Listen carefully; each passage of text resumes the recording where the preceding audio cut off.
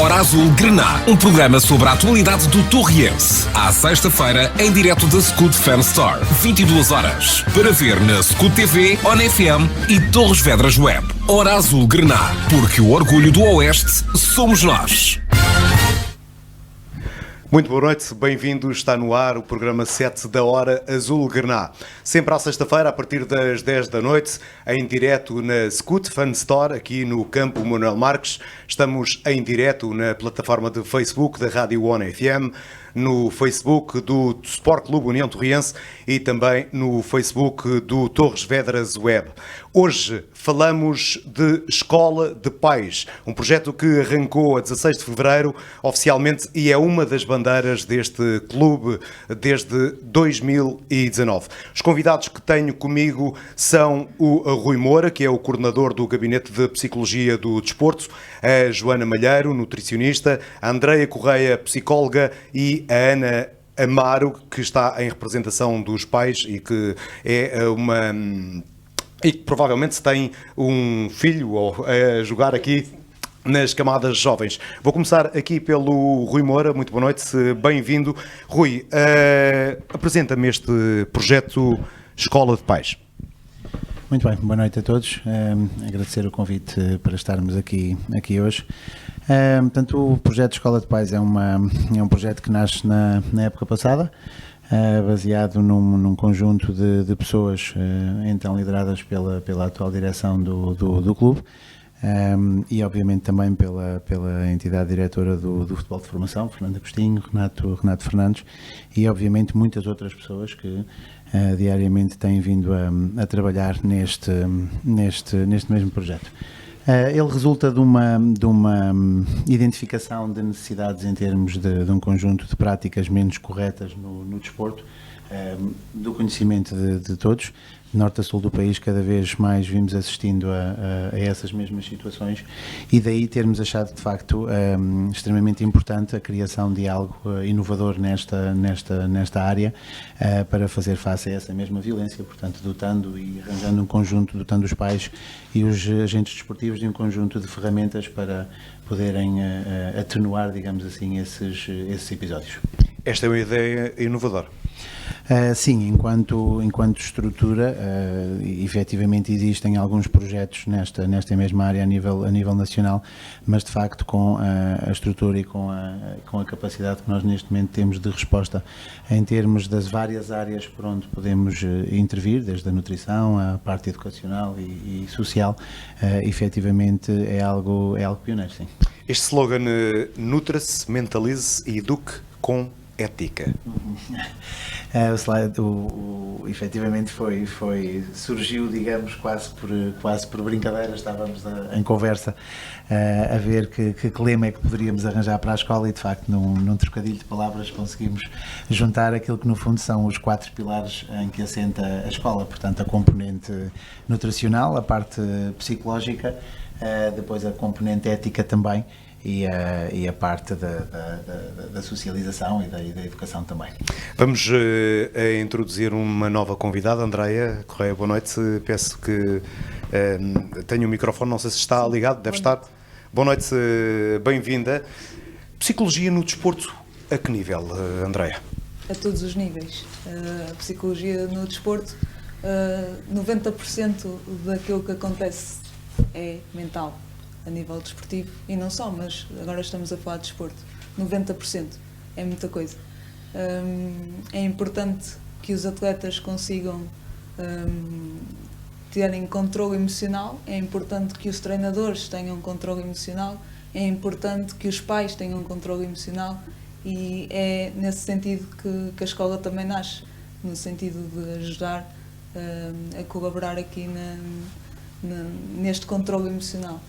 Vocês, avaliando o número de atletas, por exemplo, que o Sport Clube União Torriense tem face a 2018, 2019, creio que tem muito trabalho pela frente. Sim, temos muito trabalho pela frente, felizmente, e temos tentado dar resposta, e penso que estamos a dar positivamente. resposta à quantidade de atletas que temos.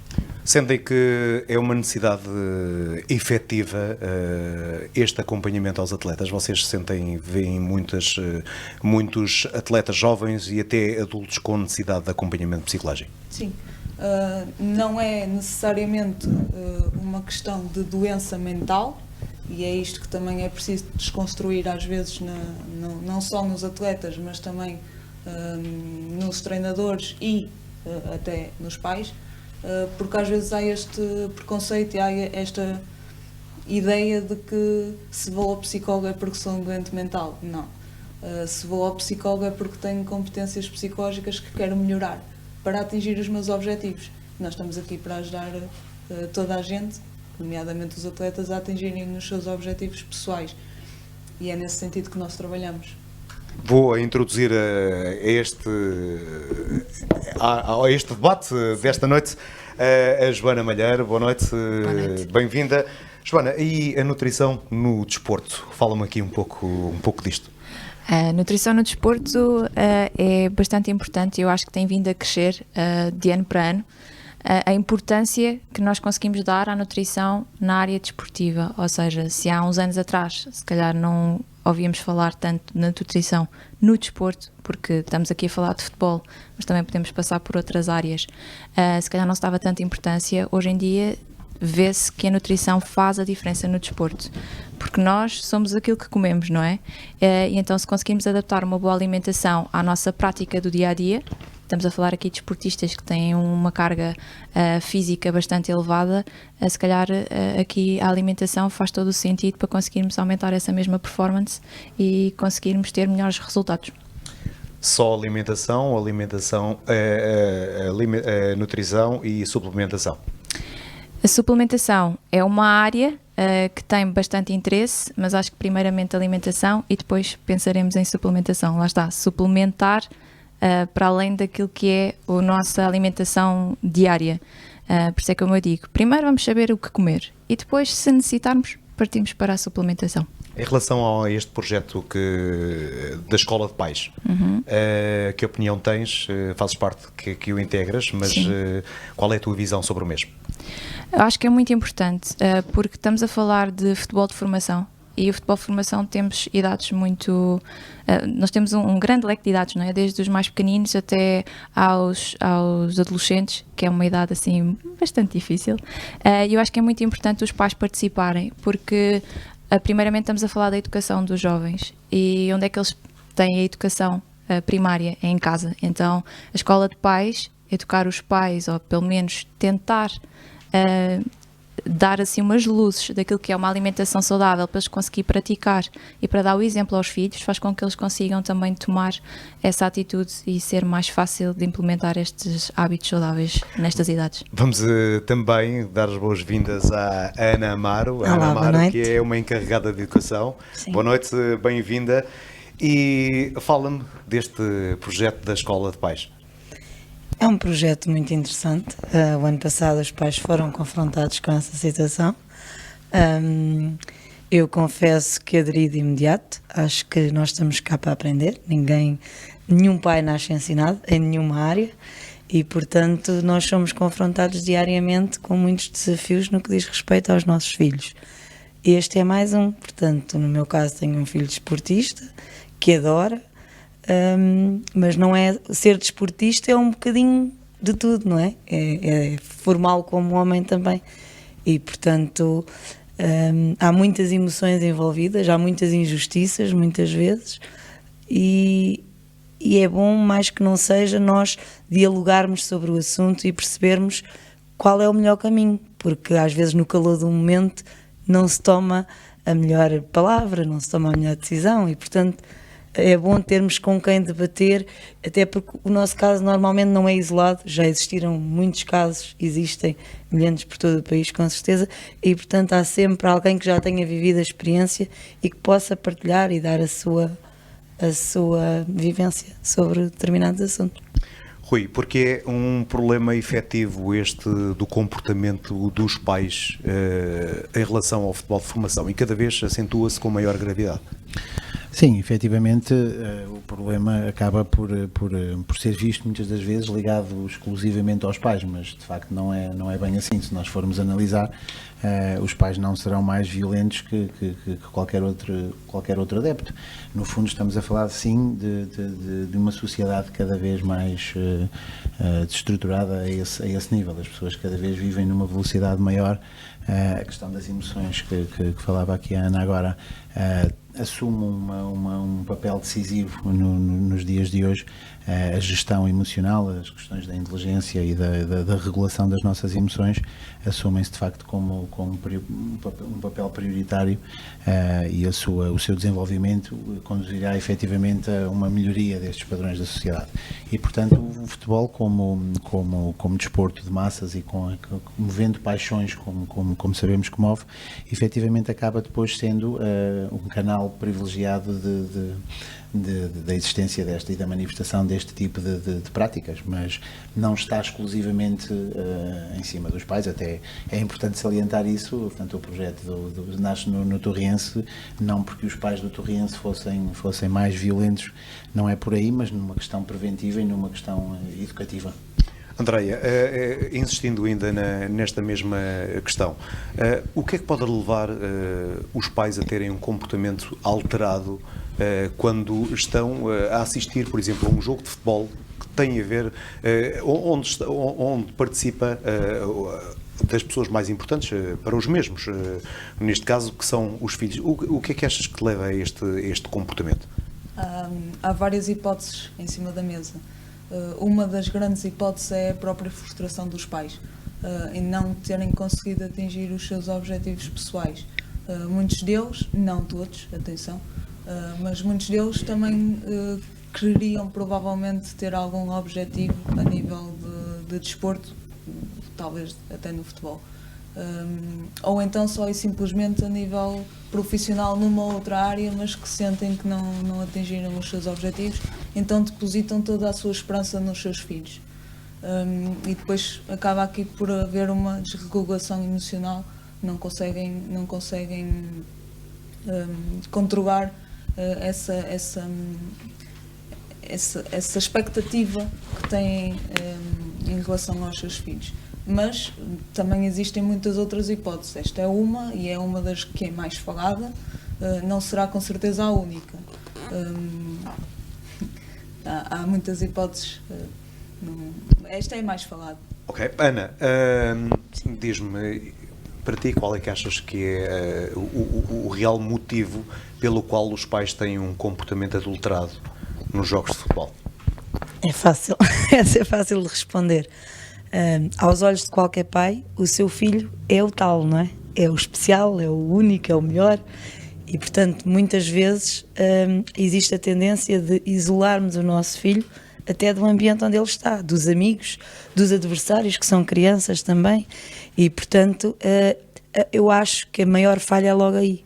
No fundo, nós estamos a ver um grupo de crianças a divertirem-se. Esse é o propósito, a aprenderem, mas tem que ser uma aprendizagem feliz, senão o propósito não é cumprido. Quer dizer, não estamos... isto, no fundo, é um hobby deles, não é? Portanto, se não for em modo de felicidade, não faz qualquer sentido. Esta é a minha visão e é sempre isto que transmito aos meus filhos. Portanto, eles gostam, têm o nosso apoio. No caso do Abel, ele adora, vive futebol, respira futebol e, portanto, tem o nosso apoio.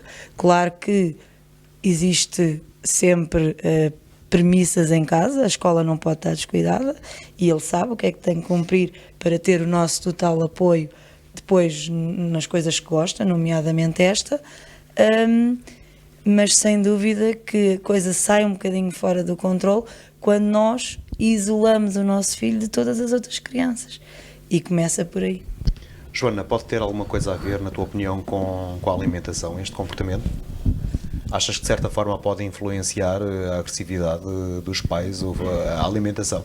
Isto numa altura em que se fala tanto em que existem alimentos que prejudicam o comportamento, não só a saúde, alguns que são benéficos para a saúde, outros nem por isso. Sim. Mas de certa forma a alimentação pode ter alguma influência neste tipo de comportamento?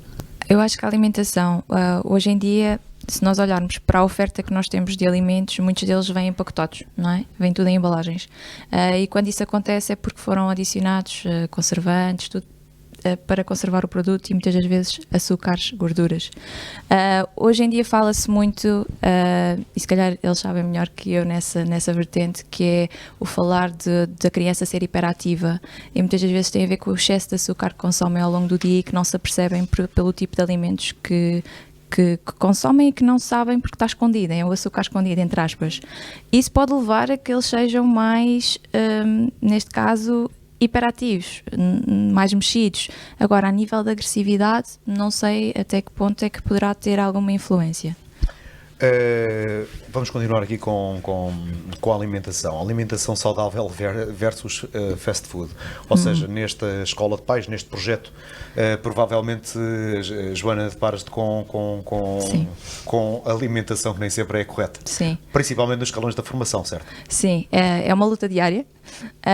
E é muito engraçado quando começamos a dar formação e começamos a dizer tens de ter atenção, sabias que uma lata de refrigerante pode ter cerca de 6 pacotes de açúcar, esse tipo de questões, e eles começam-se a questionar: se eu ao lanche bebo uma Coca-Cola e depois como umas bolachas, e depois eles começam a perceber da quantidade que comem.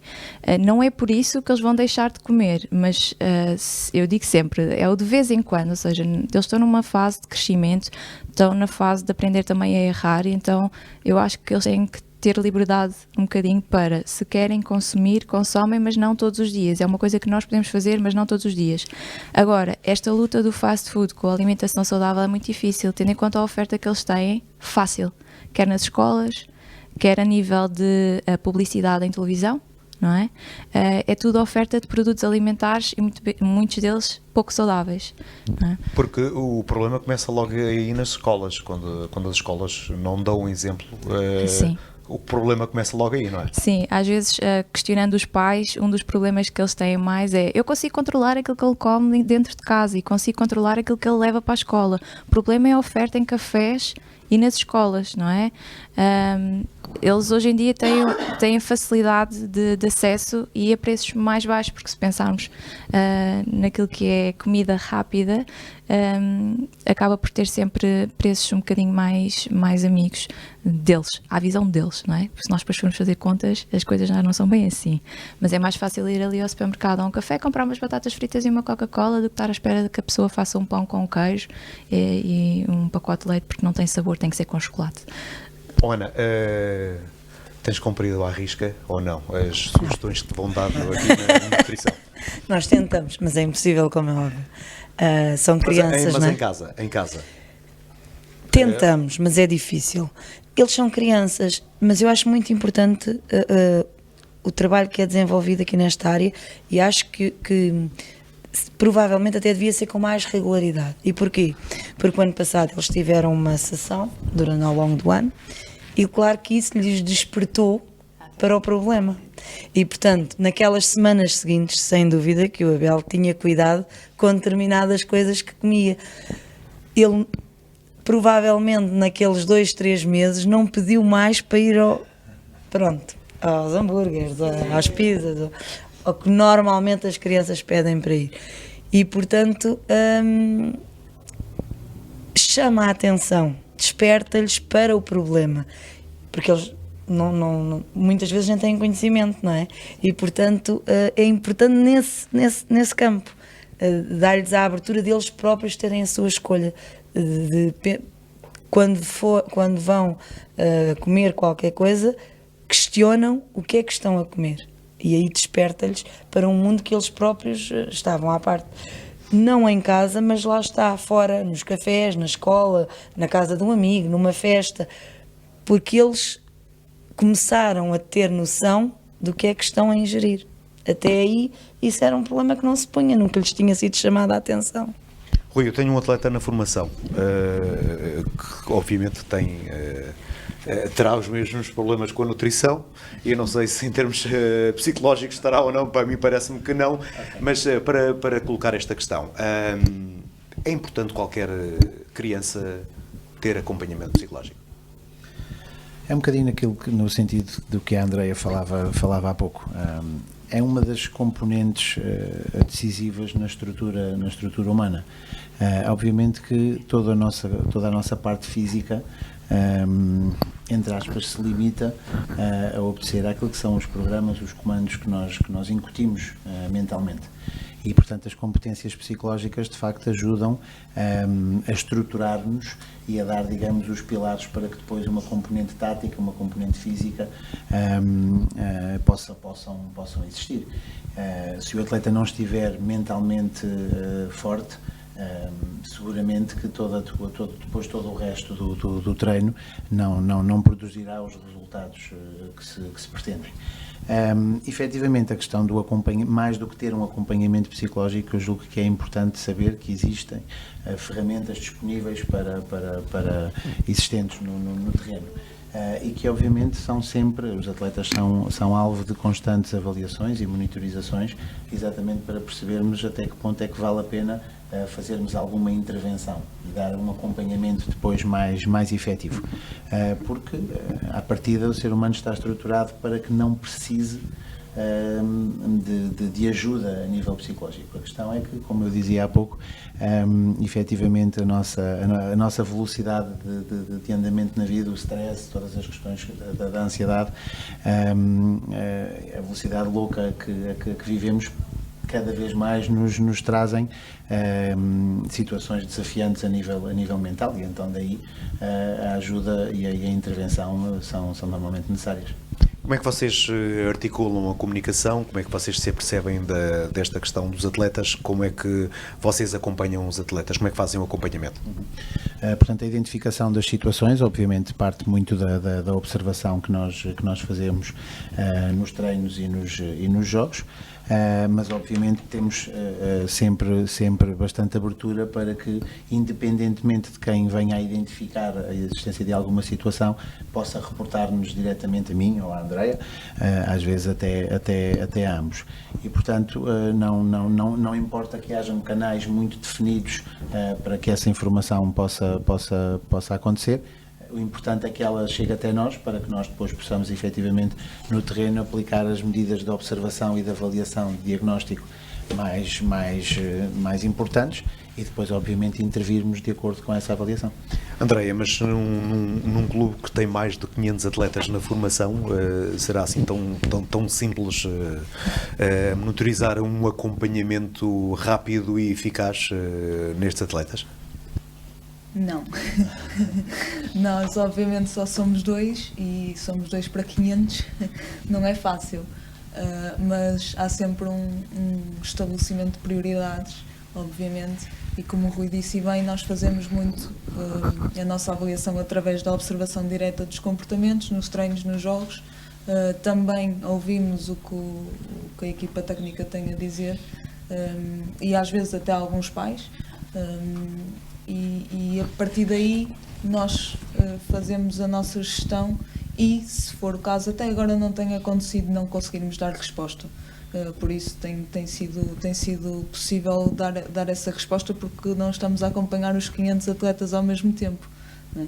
Nós estamos nos treinos, mas certamente não é cada atleta, não são todos os atletas que precisam no preciso momento, ao mesmo tempo, serem acompanhados. Por isso, esta gestão tem sido feita assim, através das necessidades, através das prioridades, e assim nós temos conseguido fazer essa gestão. Pois há uma questão que muito da intervenção que acabamos por fazer também é uma intervenção numa perspectiva mais global, portanto, em toda a equipa. Há determinados tipos de competências que são identificadas de uma forma geral na equipa e, portanto, torna também bastante mais célere e mais simplificado o trabalho, pelo menos menos moroso. Vocês que fazem também o acompanhamento ao plantel sénior, não é? Aí não é só escola de pais. Eu tinha a informação que acompanhavam também os atletas séniores. Eu estou com o futsal sénior. Com o futsal sénior. Na questão do futsal, já que está com a equipa sénior, pergunto, o tratamento, ou seja, o acompanhamento, não o tratamento, mas o acompanhamento é mais incisivo para o objetivo, certo? Ou não? É diferente, sim, claramente. Na formação é mais uma vertente lúdica de formação. Formamos homens, pensamos no ser humano enquanto homem, enquanto futuro homem, quero dizer, futuro adulto. Na vertente sénior é diferente, o nível competitivo é diferente, já há um objetivo mais de rendimento e não tanto de formação, e por isso a intervenção também é diferente, sim. E aqui na questão da nutrição, a Joana é uma nutricionista para 500 atletas. Portanto, se ali estavam 2 para 500, Eu está uma aqui para 500. fiquei mais... Diz-me, como é que articulas? São solicitados planos para Sim. muitos atletas? Como é que se processa este? Eu agora, no início da época e pré-época, tenho estado em todos os escalões, a todas as equipas, fazer uma avaliação da composição corporal, ou seja, pesar, medir, ver a composição corporal, massa gorda, massa muscular, dependendo da idade, não é? E conseguimos assim fazer quase como uma triagem, não é? Tentar perceber com que atletas é que estamos a lidar. E depois, a partir daí, conseguimos selecionar, neste caso não fazemos observação de jogo, a observação de treino, acabo por fazer este tipo de observação e sempre que seja solicitado por parte da equipa técnica, por parte dos pais, tento encaminhá-los para consulta, porque eles têm consultas comigo. Porque depois, de uma forma prática, passo por todos os escalões no que toca à formação, ou seja, a educação para de uma alimentação saudável e nos pontos de treino. No plantel sénior, não. Portanto, só mesmo futebol de formação. Já tens muito trabalho, de certeza, pela frente. Sim. Para acompanhar todos estes atletas. É verdade. E a mãe, a Ana, notas que o Abel, neste caso o Abel, se estiver acompanhado por algum destes especialistas, tem depois um comportamento diferente ou não? Imagina que a mãe quer que o Abel coma determinados alimentos e ele não quer. Mas se a Joana, nutricionista, disser que ele, para continuar a jogar futebol, que lhe faz muito bem e ele comer esses alimentos, ele muda ou não? Não tenho dúvida, ele vai cumprir. O Abel, nesse aspecto, é um bocadinho diferente, se calhar, da maioria das crianças, porque ele é um miúdo que não troca um bom prato de cozido, um bom prato porque gosta de comer. Não é uma criança de muitos doces, claro que gosta de comer um doce de vez em quando, mas vai a uma festa de anos e não é nos doces que se perde, claramente. Portanto, ele é uma criança que gosta de comida de prato, gosta de uma boa refeição. Portanto, esse problema até não tenho. Eu tenho outro problema, que é a quantidade. Porque já chega. São muitos os dias em que ele sai chateado da mesa porque já chega, é demais. Claro que as ações de sensibilização com a Joana são importantes, porque não é a mãe que está a dizer. Portanto, são pessoas que ele tem respeito por mim, como é que eu ia dizer? Não tem tanta à vontade, não é? Portanto, tem um... Mas como é que fica o comportamento da mãe se a nutricionista diz, atenção, ele não pode comer tanto? Mas eu tenho consciência que ele não pode comer tanto.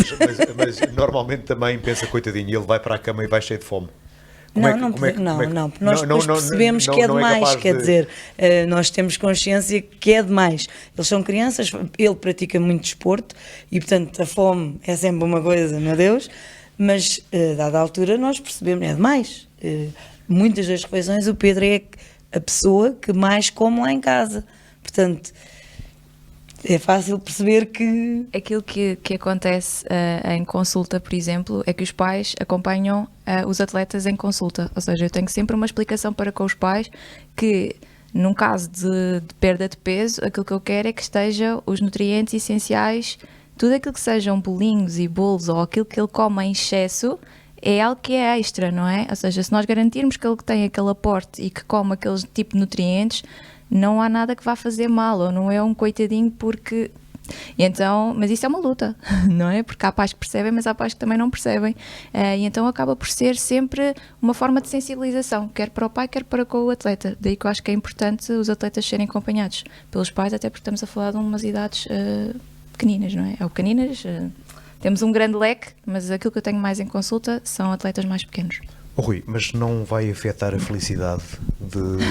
Imagina que eu gosto muito de comer e há alguém que me diz que tens que parar, o papel de mal da fita tem que ficar com o nutricionista, não é?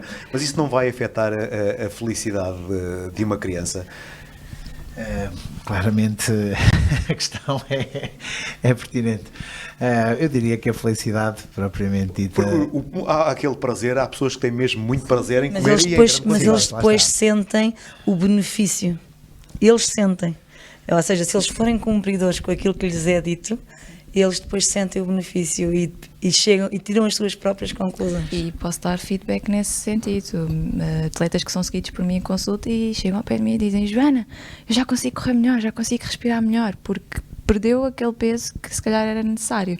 E quem diz em perda de peso, eu também tenho muitos para ganho de peso, porque com estas idades eu também tenho muitos miúdos com baixo peso e que faz sentido aumentarem de peso para terem uma maior performance, para não se cansarem tão facilmente. Muito bem, mas volto a insistir, Rui. Vou insistir na questão da felicidade.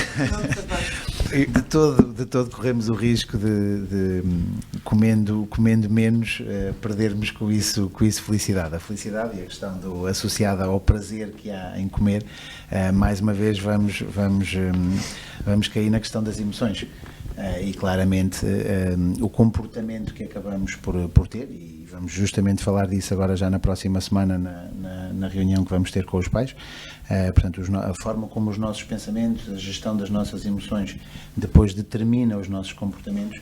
O comportamento acaba sendo sempre um resultado da melhor ou pior gestão emocional. E se nós formos a ver, os dias onde nós comemos mais quantidade ou pior qualidade, tem sempre a ver com dias em que estamos ou mais estressados, ou mais zangados, ou mais chateados, ou mais tristes. E depois há uma componente que estamos a falar de ser humano, de uma complexidade imensa, em que há também os indivíduos que no outro lado da questão e nas emoções positivas também depois acabam cometendo excessos alimentares, que é quando estão muito felizes, quando estão muito entusiasmados, quando tudo correu muito bem, e então em jeito de se parabenizarem, acabam também cometendo excessos. Mas não, de todo, é uma questão de trabalharmos as competências psicológicas. Jamais teremos o risco, ou correremos o risco de, ao estarmos a dar regras em termos de comportamento alimentar, são coisas absolutamente distintas, desde que a gestão das emoções e a pessoa esteja bem, a pessoa no sentido psicológico, até porque vemos quando a pessoa está de facto alinhada com aquilo que são os seus valores, alinhada com aquilo que são os seus princípios, o comportamento acaba sendo condizente com isso. Portanto, claro que os excessos todos podemos cometer, erros e desvios daquilo que pretendemos, todos nós acabamos por cometer, porque somos humanos e assim será sempre. Há que não perder, digamos, a linha orientadora e aquilo que queremos para nós mesmos, não é? André, um atleta nestas condições, que demos o exemplo há pouco, necessita destes dois acompanhamentos, do acompanhamento de uma nutricionista e posteriormente do acompanhamento psicológico também? Eventualmente, não será regra, mas pode acontecer, sim, porque um atleta em que tenha de fazer ajustes à força, ajustes alimentares à força por peso a mais ou por peso a menos, haverá sempre uma mudança na rotina da pessoa e a pessoa pode não se adaptar facilmente à rotina. E aí precisa de um acompanhamento psicológico para ajudar nessa adaptação. Pegando ainda na questão da nutrição e nas questões alimentares, como é que se combate, Joana, os maus hábitos alimentares? Ou seja, um atleta chega com os pais ao teu gabinete para uma consulta, para uma avaliação, e é uma pessoa cheia de maus hábitos. Isto começa por onde? Qual é o princípio? Eu acho que temos que ir por partes. Ou seja, se eu for radical, eles nunca mais vão querer ir ter comigo. E vão dizer que a Joana é má. Lá está a questão da felicidade. eles depois acabam por não conseguirem cumprir tudo aquilo que eu peço para fazer. Então eu digo mesmo que vamos por partes, que é a questão de primeiro vamos saber o que é saudável e o que é menos saudável, vamos ver aquilo que tu fazes e aquilo que podes fazer. Eu acho que parte muito por aí e não querer mudar tudo de uma vez. Ou seja, se temos 8 erros alimentares assim muito grandes, se calhar vamos mudar numa primeira consulta 4, 5. Não quer dizer que vamos fazê-los todos. É normal que eles tenham muitos e que tenhamos tempo, daí que seja importante o acompanhamento não só de uma consulta, não só de 2 consultas, mas sim de mais, para conseguirmos ver a evolução e ver os pequenos ajustes que vamos fazendo. Ana, o teu educando é capaz de manter sempre o mesmo equilíbrio, ou isto é só por fases? Ou seja, quando ele passa pela consulta ou passa pelo acompanhamento, tem aquela fase que quer fazer tudo bem e depois vai-se esquecendo aos poucos. Eu vou dando um exemplo como pai, porque o meu filho como atleta também, no início de um campeonato acontece muito este fenómeno. Estou muito preocupado, eu não posso comer nada, e entretanto começam os treinos, passou um mês ou 2, e agora já posso comer qualquer coisa, depois vai acrescentando, e ao fim de algum tempo temos que colocar um travão, senão ele não...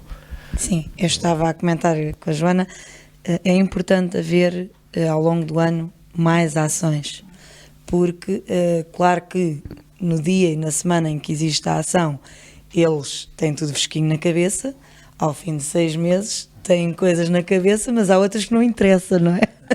Portanto, é um bocadinho por aí. Se as ações forem sendo repetitivas, a recordação vai ficando sempre lá. E, portanto, acho que é importante que haja repetição das ações e que, com a repetitividade também e com eles irem ouvindo a mesma mensagem, começam a reter de uma forma diferente e mais definitiva. Os jovens dos dias de hoje são jovens extremamente pressionados. Rui, sim, pela escola, pelos objetivos, os objetivos escolares, pelos objetivos desportivos, vocês sentem isso? Sim, claramente. Mais uma vez, falando aqui da questão de sociedade, estamos cada vez mais orientados, cada vez mais focados para o primeiro lugar, numa perspectiva de competição. E efetivamente para que alguém ganhe, pois efetivamente os outros têm que perder. E portanto há uma cultura muito grande de ganhar, de resultado. E isso é claramente algo que vem influenciar negativamente todo o processo de formação do homem e só depois do atleta. Porque o que importa verdadeiramente conseguir, e esse é o propósito maior da Escola de Pais Parceiros, é justamente conseguirmos fornecer e dar ferramentas aos nossos jovens para que eles possam, ao longo da sua vida, honrarem-se dos homens que venham a ser, porque as carreiras desportivas podem acabar subitamente, podem perder-se por inúmeros motivos. E, portanto, a pressão, sem dúvida, que existe muito na questão que falávamos há pouco das expectativas. E isso é aquilo que mais influencia e que mais prejudica o envolvimento parental. Porque quando falamos com os pais, muitas das questões que entendemos são questões aparentemente inócuas em termos de pressão. Não, o meu filho é que decide, o meu filho é que irá até onde ele quiser, mas quando alteramos um bocadinho a pergunta e colocamos desta forma, então, mas diga lá, o que é que o deixaria satisfeito em termos de resultado, em termos de carreira desportiva? Claro que qual é o pai que não gostaria que o filho chegasse a um clube dos 3 grandes, a um clube da Primeira Liga? E, portanto, é aí que reside a expectativa. Só que depois, quando vamos falar com o atleta procura, como dizia há pouco a Ana, o divertir-se, o verdadeiramente estar com os colegas, a alegria e o prazer de estar, de pertencer a um determinado grupo, a um determinado clube, a uma determinada comunidade. E isso é verdadeiramente o fator que eles mais apontam como primário para as suas escolhas em termos de participação no desporto. Quando vamos falar com o atleta, se calhar o atleta imagina chegar à equipa principal, à equipa sénior do Torrense. E, portanto, estamos a falar depois Uma discrepância muito de uma discrepância enorme, numa relação que é diária e que inevitavelmente vai marcar e vai pressionar muito o atleta, impedindo muitas das vezes de ser ele próprio, porque essa depois é que é a grande questão que os pais, e é esse o propósito também da escola, portanto, respeitar o ser humano filho, guiando-o, mas não efetivamente obrigando-o a assumir ou a chegar a determinados patamares.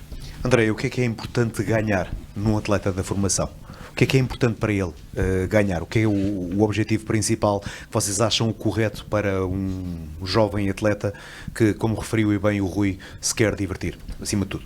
Eu acho que o mais importante é aquilo que o atleta quer. Depende das idades. Sendo um atleta jovem e mais jovem, claramente a vertente lúdica tem de estar presente. Eles estão lá para se divertir, estão para praticar desporto, estão acima de tudo também para criarem hábitos saudáveis, tanto ao nível do desporto como da alimentação, como também uma questão tão simples como o tomar banho. É uma coisa extremamente importante nestas idades para eles perceberem o porquê de tomarem banho. Muitas crianças não gostam e o desporto ajuda a que percebam o porquê de tomarem banho, porque que é importante tomarem banho, por exemplo. Por isso eu acho que realmente não é uma regra para toda a gente. No entanto, nas camadas mais jovens, claramente o lúdico tem de estar presente. Mas depois depende dos objetivos de cada atleta. Há atletas que desde cedo, quando eu digo desde cedo, 12, 13 anos, se calhar já começam a olhar para o futebol, neste caso, como algo que pretendem fazer a sua vida toda. E aí já é diferente. Eu vejo também algo contraditório neste mundo, nos dias de hoje. Há pouco tempo vi um post no Facebook, salvo erro, foi no Facebook, em que vejo uma criança sentada numa cadeira, num trono, com uma coroa, com um telemóvel na mão e com os pais ajoelhados a fazer uma vénia aos filhos. E a minha questão é esta: se por um lado no desporto, na questão desportiva, temos este problema efetivo, porque é um problema às vezes com os pais no comportamento que têm, não acham também que nos dias de hoje as crianças estão demasiado protegidas e demasiado os pais têm um efeito protetor tão grande que dificultam de certa forma o crescimento normal dos miúdos? Isto comparando uma geração, por exemplo, a nossa geração com esta geração de jovens agora. Sim, aí vamos sempre bater na velha questão das regras e da liberdade com responsabilidade. Muitas das vezes o que temos vindo a assistir é uma transferência de quem é que educa quem. Nós no nosso tempo se calhar tínhamos situações em que só de imaginarmos termos desrespeitado os nossos pais, isso era motivo de pesadelos durante a noite ou de grandes sustos durante o dia. O que é certo é que havia de facto um respeito com padrões de maior exigência. Não que isso tenha sido ou que isso seja absolutamente mais saudável, eu sou sempre apologista do equilíbrio e do meio termo, mas hoje verdadeiramente as regras estão pela rua da amargura, estão muito mais dissipadas, são muito mais subjetivas e sim, há claramente muitas das vezes um excesso de proteção por parte dos pais que obviamente depois pode vir a provocar filhos extremamente autoritários. Okay? Porque se eu vivo sempre dentro de uma redoma e não sou capaz de entender que ferramentas tenho, que competências eu próprio tenho para poder lidar com os desafios da vida, pois esses desafios, uma vez que me surjam, eu não vou estar preparado para enfrentá-los, então vou, digamos, crescer à pressa, vou ser bastante influenciado por essas mesmas situações, o que pode criar padrões e gerar situações de enorme frustração, que depois normalmente se vira o feitiço contra o feiticeiro, ou seja, depois vão recair sobre os pais. E muitos pais depois, ou entenderem, ou tomarem noção do que é que acabaram fazendo, porque querem sempre fazer o melhor, disso não há nunca dúvidas, acabam depois sofrendo na própria pele os efeitos de um excesso de proteção e de muitas das vezes não darem as condições à criança para que ela possa, por ela mesma, experimentar e aprender e crescer. Joana, este excesso de proteção, de certa forma, não prejudica a alimentação nos dias de hoje? Das crianças e dos adultos em geral? Sim, em parte sim, no sentido de que se esta proteção por parte dos pais fizer com que eles tenham sempre alimento disponível, não é? Eles acabam por não conseguir ter autonomia nas escolhas. Eu acho que é isso que eu tento passar para eles, é primeiro a alimentação base, para eles conseguirem ser autónomos nas escolhas que fazem, como a Ana tinha dito, lá está, o dar a oportunidade de o que é saudável, o que é não saudável, eles acabam por conseguir autonomamente escolher em casa aquilo que querem ou que acham que é mais saudável. Eu acho que isso, nesta proteção dos pais, pode muito... O pai apresenta a comida em cima da mesa, o pai apresenta os lanches em cima da mesa, e estão sempre prontos a levar, então acabam por eles nem perceber se aquilo é saudável ou não é saudável, como tínhamos falado há pouco. A escolha não é deles. Sim, a escolha acaba por ser dos pais. Ana, que visão é que tens sobre isto? Basicamente sobre a questão que eu coloquei há pouco, o comportamento dos miúdos, a proteção que eles têm nesta fase. Como é que tu vês a sociedade? Eu não sou a melhor pessoa para falar nisso, porque eu sou aquilo que eu considero uma mãe exigente. A minha filha costuma às vezes criticar-me um bocadinho nisso.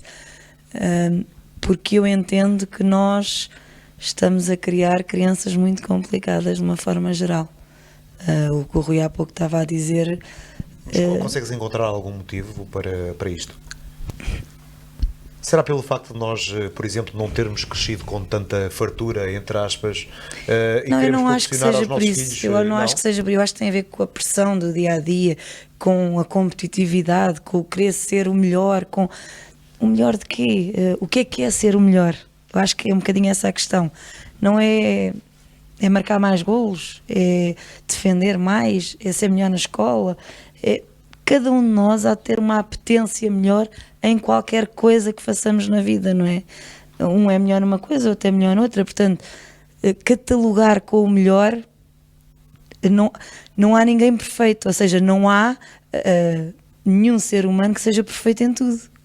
Portanto, a dada altura, eu acho que as pessoas estão numa utopia do melhor que não existe. Porque... A questão aqui tem um bocadinho a ver numa área um bocadinho diferente. Portanto, na vertente académica, no outro dia, em contexto de formação, falava justamente com uma mãe em que no percurso académico da sua filha, às tantas, a filha começou a alcançar os quadros de honra da escola. O problema não é chegarmos a quadro de honra. O problema é quando saímos de lá. Essa é que é a questão. Ora bem, essa é que é a questão. Portanto, porque passar por lá, sim, faz sentido, desde que depois faça exatamente o mesmo sentido e seja aceita da mesma forma, que não se estará lá para sempre. Só que depois, uma vez lá chegados, a pressão, a expectativa é de que não se sai de lá. Porque então, existe uma competição efetiva na escola ainda maior do que nos clubes, não é, Andréia? E os pais fazem essa pressão também. Claro que sim. Eu sou exigente com as notas dos meus filhos, não para que eles sejam os melhores, mas para que eles possam usufruir ao máximo da aprendizagem, que é uma coisa diferente. Mas um pai tem que reconhecer, uma mãe tem que reconhecer as capacidades efetivas de um filho. Porque esta competição, Andréia, não sei se faz muito sentido, esta competição escolar, que se calhar ainda é mais aguerrida do que a competição desportiva. Vejo muitos pais a competirem e a quererem, aquela tal história de quererem que os filhos sejam aquilo que eles não conseguiram ser. Eventualmente poderá ser por aí, sim.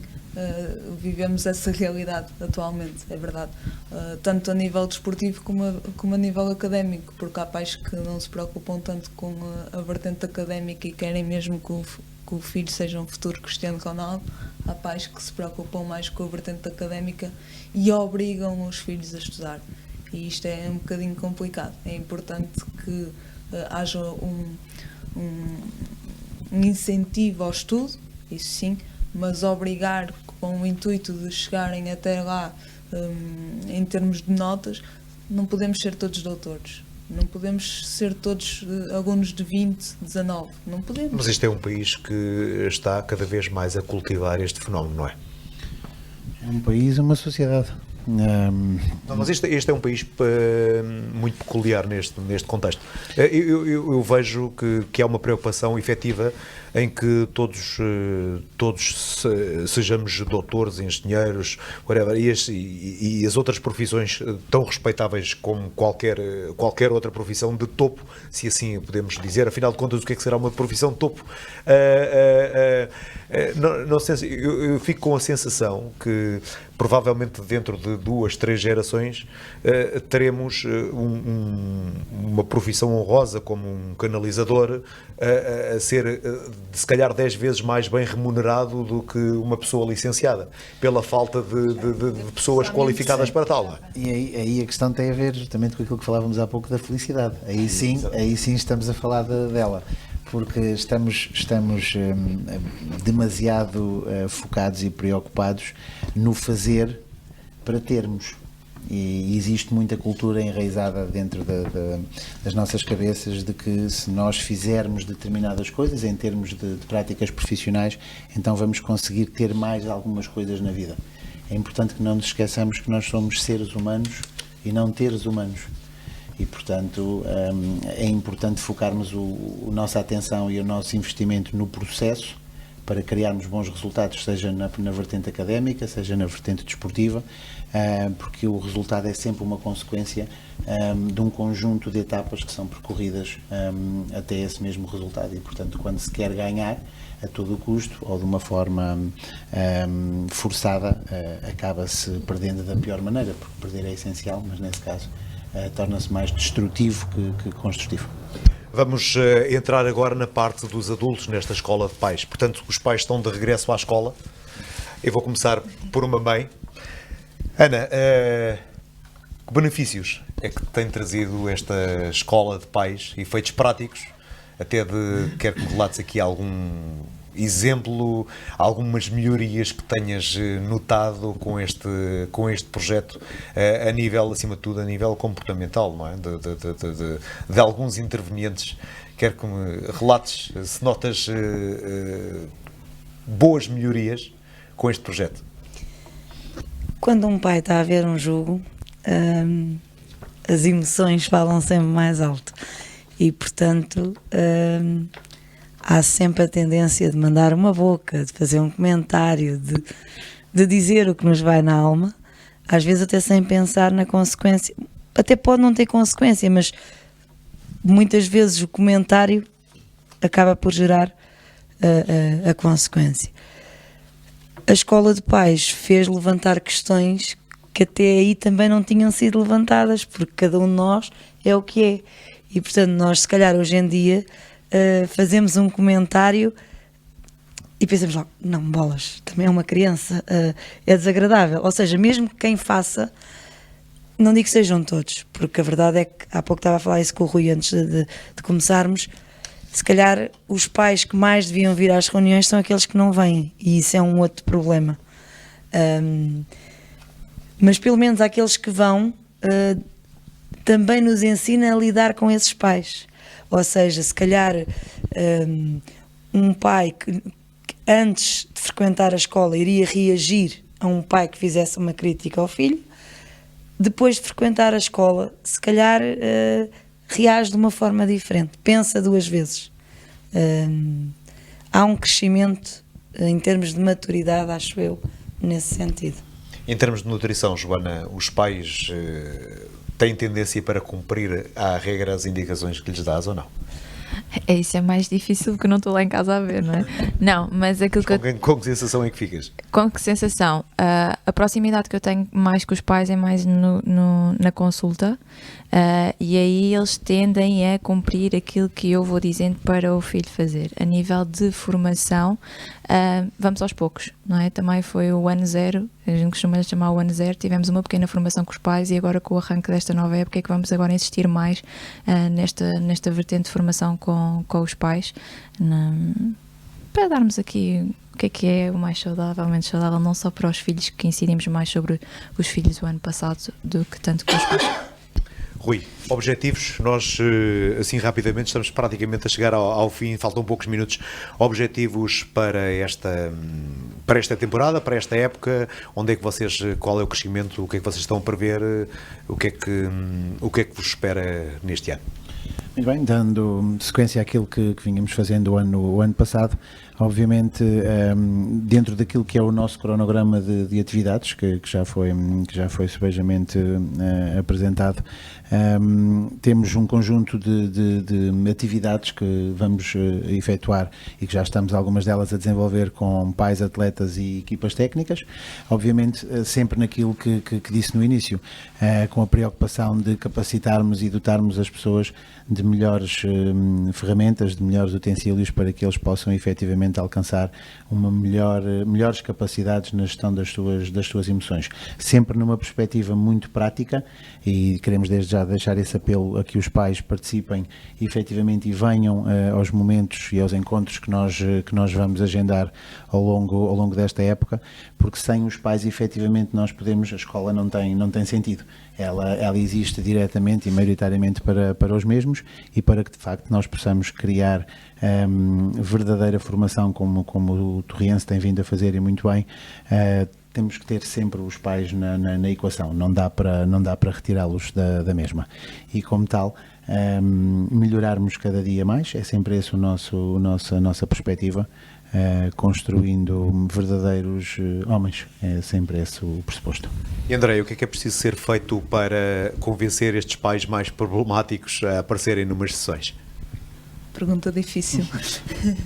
Eu acho que, acima de tudo, nós não sabemos tudo.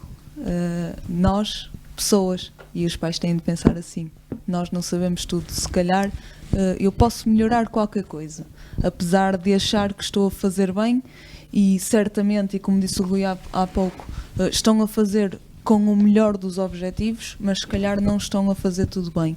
E então eu penso que será por aqui, será os pais pensarem, ok, eu estou sempre a tentar fazer o melhor, mas se calhar não estou a fazer bem, vou ver. E a minha mensagem também em reuniões com os pais, a nível as nossas reuniões, a nível, para promover a escola, foi precisamente neste sentido que nós transmitimos a mensagem. Venham conhecer, venham ver, vão gostar. Temos várias dinâmicas engraçadas, não é só simplesmente depositar informação, é fazer dinâmicas que certamente a seguir vão para casa a pensar naquilo e com uma mensagem. E podem chegar até à conclusão que estão a fazer bem, ou podem chegar à conclusão que, se calhar a partir de agora tenho de fazer aqui um ajuste no meu comportamento. Escola de Pais que transmite vários valores como a integridade, a humildade, a cooperação, a superação, o respeito e a disciplina. Agora, toma bem nota os pais, este projeto quer jogar com as seguintes regras: não me grites em público, não grites com o treinador, não menosprezes o árbitro, não menosprezes os meus colegas, não percas a calma, ri e diverte-te a ver-me jogar, não me dês lições depois do jogo, não te esqueças que é apenas um jogo, pensa que sempre farei o meu melhor, com o teu apoio serei feliz, não jogo sozinho, somos uma equipa, apoia-nos, respeita os nossos adversários. Quero agradecer ao Rui Moura, à Andreia Correia, à Joana Malheiro e à Ana Amaro. Estamos assim a chegar ao final da Hora Azul Grená, programa 7. Foi um prazer ter-te desse lado, a quem nos acompanhou através do Torres Vedras Web, do Sport Clube União Torriense e da Rádio ON FM. Faço votos para que tenha um excelente fim de semana com tudo de bom. E agora vamos ao encontro da Teresa Batista. Boa noite.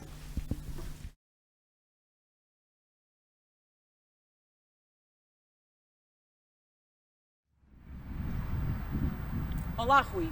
Que tema tão importante trouxeste a esta Hora Azul Grená? O tema Escola de Pais é um tema fundamental para o Sport Clube União Torriense, que acredita que a área da formação do atleta começa em casa com os seus pais e encarregados de educação, e que só um projeto de mãos dadas pode levar a que o jovem atleta tenha também a componente social bem desenvolvida.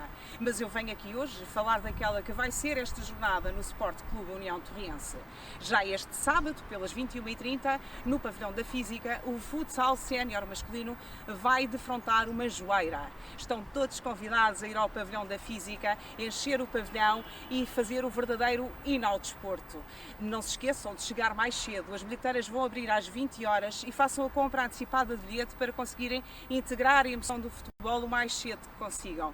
As emoções não param. No domingo, aqui no Campo Manuel Marques, a nossa equipa sénior feminina de futebol vai defrontar o Sintrense. Mas não são só as nossas séniores femininas que vão entrar em campo. Nós queremos convidar todas as senhoras a vir ao futebol no domingo às 15 horas. Para o efeito, vamos oferecer a todas as senhoras que queiram vir ao Manuel Marques o ingresso. Para isso, basta dirigirem-se às nossas bilheteiras, pedir o ingresso que é completamente grátis e que lhes dá acesso ao jogo em que a equipa vai defrontar o Sintrense. Não há razões para não vir ao Manuel Marques no domingo. As emoções não param e a equipa sénior masculina de futebol vai até à Ilha Terceira de defrontar o Fontinhas. Para todos quantos não podem ir à Ilha Terceira acompanhar o Torriense, vai ser a transmissão em direto aqui nas nossas redes sociais e na SCUT TV e que todos possam acompanhar esta deslocação à Ilha dos Açores. As emoções são muitas, temos um fim de semana recheado de boas razões para acompanhar o Torriense, mas não se esqueçam que um clube são os seus sócios, portanto sejam mais sócios, sejam mais torriense. Hora Azul Grená, um programa sobre a atualidade do Torriense. À sexta-feira, em direto da SCUT Fan Store, 22 horas. Para ver na SCUT TV, ON FM e Torres Vedras Web. Hora Azul Grená, porque o orgulho do Oeste somos nós.